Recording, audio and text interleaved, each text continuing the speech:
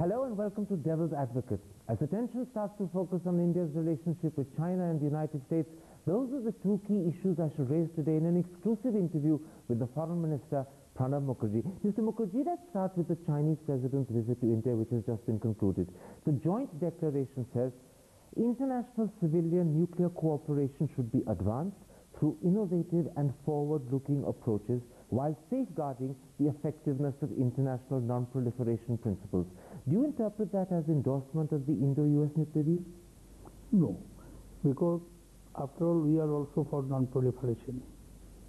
At the same time, what is being done with India, especially the Indo-US nuclear deal, they are making a special treatment to India because of India's track record, and that track record is related to non-proliferation. So you're saying that China has not endorsed it? No, China has endorsed it, and innovative, I'm just explaining the innovative word. That I understand, sir. But China has endorsed it. China has endorsed it? Yeah.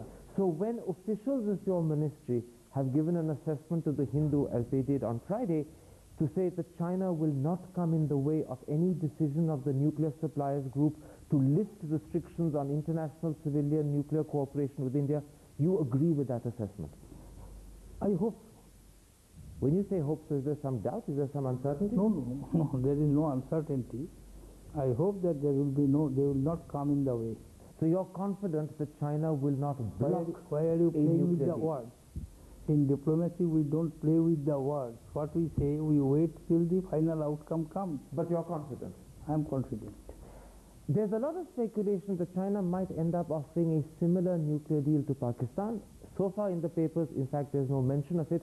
But if it were to have been offered quietly and not made public, would you be concerned? You know, we shall have to recognize the fact that different countries have different relationships with different countries, keeping in view their own perspectives. Relationship with one country need not stand in the way of relationship with other countries. Therefore, we shall have to keep that fact always in view while assessing the relationship between two countries. Very interesting. Most people would interpret that to mean that if China does give Pakistan a nuclear deal similar to the Indo-US nuclear deal, India will have no objection. It's not a question of my objection or non-objection. It's a question of what happens in the ground reality. All right. Therefore, you shall have to keep in view, for instance, Pakistan is being supplied with sophisticated weapons by USA over a very long period of time. India is getting military hardware from Russia, but that did not stand in the way of building up closer relationships with each other. I think your point is perfectly clear. I won't push you further. People will interpret it as they want. Let me bring up something else. Indian newspapers have reported that in his one-to-one conversations with Prime Minister Manmohan Singh, President Hu Jintao indicated that China would accept and even support India's claim to a permanent seat at the United Nations Security Council. Can you confirm that such an indication was given by the Chinese President? Look, talk is one-to-one. Therefore, you cannot expect what appears in the newspaper, because none of these two who had one-to-one talk said anything about whether China will support or China will not support India's candidature to the permanent membership of Security Council. So the newspaper reports are purely speculative. They're not based on facts. Of course.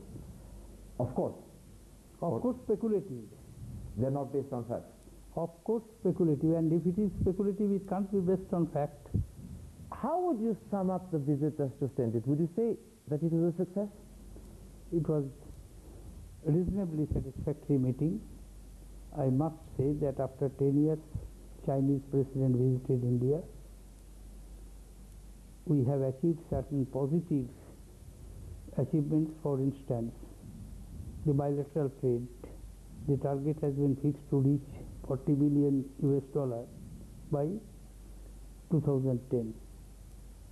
It has been recognized, and repeatedly Chinese President referred in his public utterances that India, China, friendship and close relationship is essential for global stabilization and for regional stabilization. In which case, why do you call it only reasonably successful? Why that qualifying adjective? I think reasonably satisfactory is a quite good word.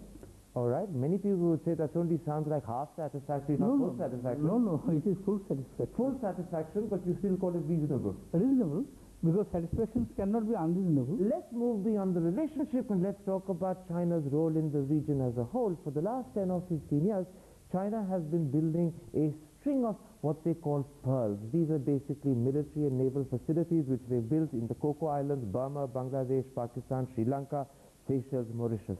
In addition, China repeatedly talks about the Indian Ocean as its next frontier. And then on top of all of this, China has perhaps as many as 500,000 troops in Tibet, which is perhaps one Chinese soldier for every 15 Tibetans.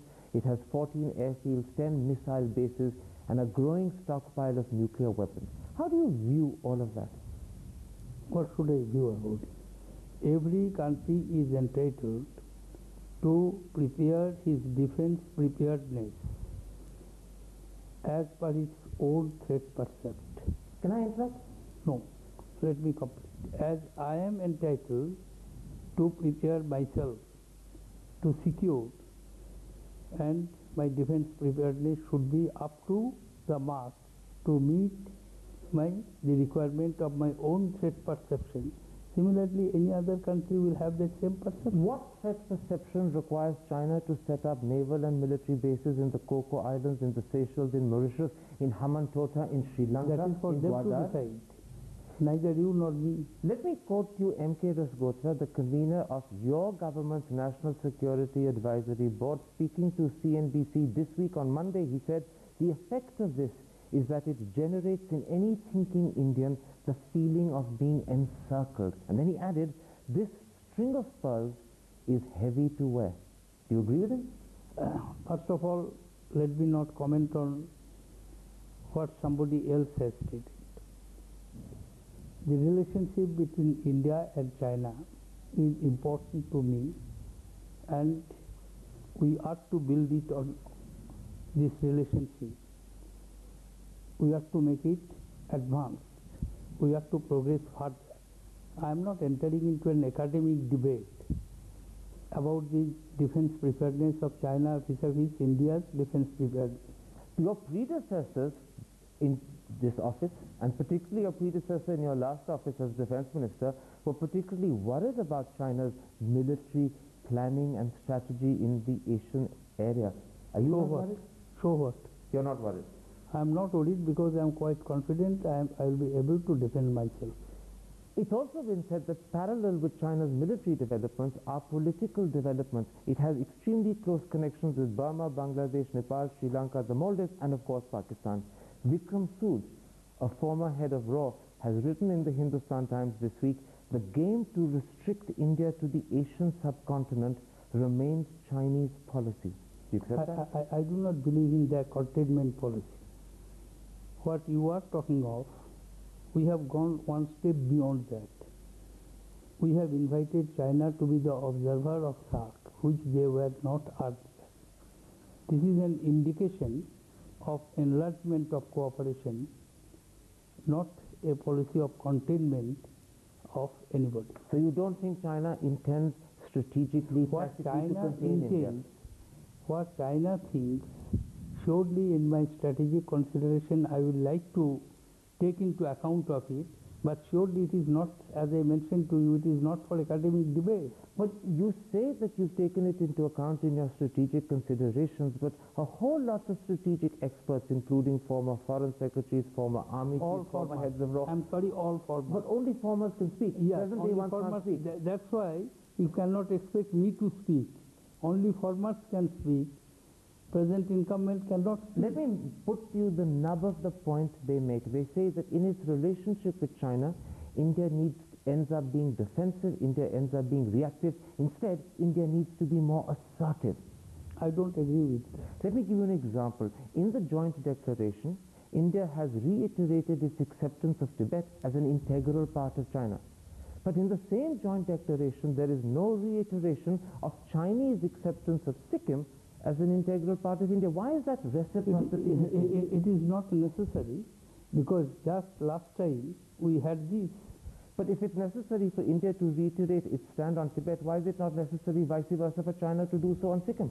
Because for obvious reasons of the presence of Dalai Lama here. But there's an equal obvious reason that China had disregarded India's ownership and control of Sikkim and disputed it. Chinese maps until recently in fact showed it as an independent country. No, that was the position they had from 1974 till 2005.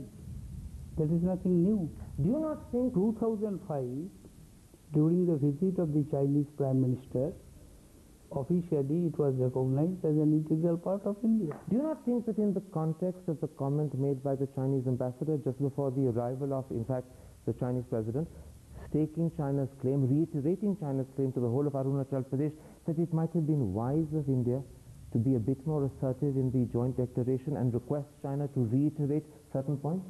I told you that whatever was considered to be necessary to put in joint declaration has been put. So far the question of Arunachal is concerned, just yesterday I replied exhaustively on the floor of Lok Sabha. Did the Arunachal question come up in any official conversation that the Chinese president had either with the government or with the Prime Minister? In what context? In the context of the Prime Minister saying that we have objections or reservations about your ambassador's statement? Prime Minister does not mention it. So it has been referred to adequately. But so far the question of border is concerned, we have a regular institutional mechanism. That regular institutional mechanism was set up by the previous NDA government. They have had 8 rounds of talks. In the joint declaration it has been mentioned that they will further carry on their activities to resolve the border issue. So critics who point out that India is very sensitive and attentive to Chinese sensitivities, but in response China is not as attentive to ours. You don't agree with them. You're happy with the relationship? Of course. And I want to improve it. You don't accept people who say that when it comes to the strategic dimension, India sometimes behaves as if it's intimidated by China? Oh, no. All right, let's take a break at that point then, and let's talk about the other relationship that is perhaps even more important at this point of time, Indo-US relations, and in particular, the Indo-US nuclear deal. Now that both houses of the US Congress have passed it, but in different versions, can we hope to get our objections catered to? That's the subject in a moment's time. See you after this.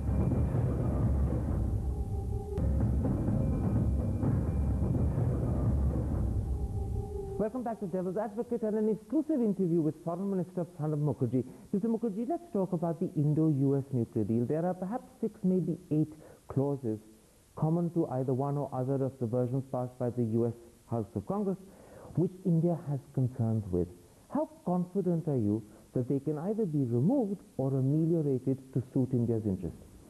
We shall have to wait till the reconciliation conference takes place.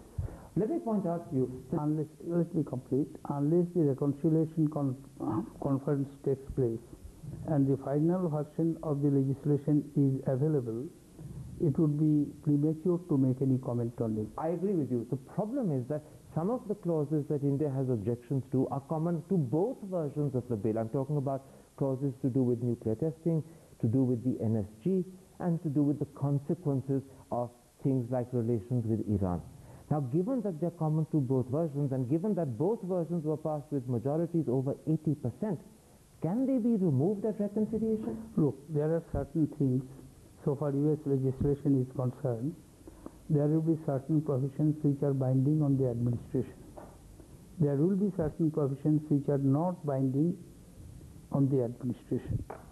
Therefore, you shall have to take into account the totality of the legislations and the administrative response to it also. So far we are concerned, we have made our position quite clear that it must be fitting with the parameters which have been set in the 18 July statement and in the March 2006 separation statement. I fully understand that. Therefore, let me complete. Therefore, so far we are concerned, when the final version of legislation comes, we shall have to see whether it is meeting our requirement or not. Except for the fact that if there are clauses that are common to both bills, in reconciliation they can't be removed because both houses have agreed to them and agreed to them with 80% majorities. Look, agreement whether with 80% majority or by one majority, majority is majority, that doesn't have much impact so far the approval is concerned. I am not going into that aspect, nor it is my job to analyze what would be the problems of the legislation with the administration, which the administration, US administration is to implement. I am concerned primarily with the final legislation which is meeting my requirement or no. Then let me shift and point something else to you. I won't talk to you about the two versions of the bill and what will emerge after reconciliation because we don't know what will emerge. Analysts point out, and in fact officials of your own ministry would readily agree, that India's biggest problem doesn't lie in either the Senate version or the House version. It in fact lies in the nature of US policy. And I'm talking about policy, not law. The problem is that United States policy bars to all countries sales of enrichment, reprocessing and heavy water technologies. More importantly, it bars to all countries the right to reprocess spent fuel of US origin. Can you find a way around those bars in policy? That's the real challenge. Therefore, we shall have to see that we have stated that what we can accept.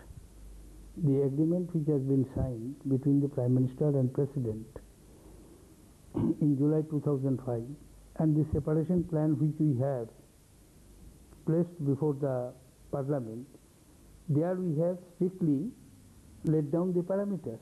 Repeatedly we have told the US administration, Prime Minister also told to President Bush, I myself talked to Secretary Rice, and we made it quite clear that what is acceptable to India, it must be fitting with the parameters prescribed in these two statements. Except for one small simple fact. The Prime Minister on the 17th of August made it crystal clear that India wants the full civilian nuclear cycle. He spelled out in detail, I won't repeat it because you know it, he spelled out in detail what he wanted, and he made clear that India wanted technologies for enrichment, reprocessing and heavy water production. US policy bars that. From the 17th of August, therefore, India's position and US policy have been in apparent conflict. Therefore, why should we bother about apparent conflict?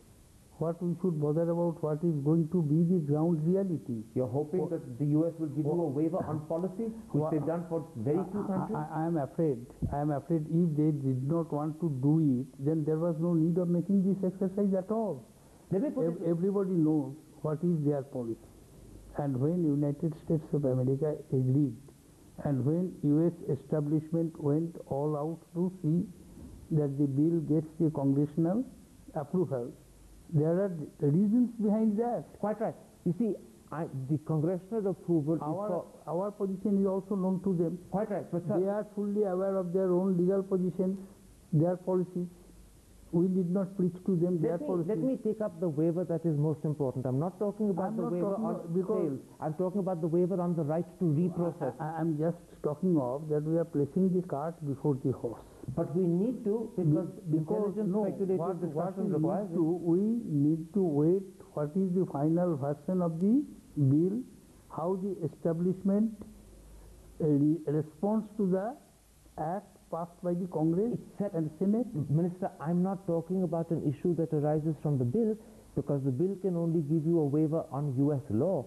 I'm talking about your need for a waiver on US policy, and it's US policy that bars sales of technology, it's US policy that bars the right to reprocess. I'm afraid, Mr. Kaurandhapal, these policies existed before these negotiations started.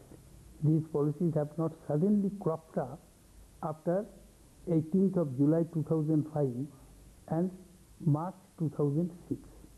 Therefore, when these talks are going on, negotiations are going on, both sides know what are their policies, they know, we know what are their policies, they know what is our parameters and which we require. How confident are you that when the 123 agreement is signed, I'm not talking about the bill going through Congress, How confident are you when the 123 agreement is signed that there will be no clauses there that India finds objectionable, be they to do with nuclear testing or be they to do with the right to reprocess spent fuel?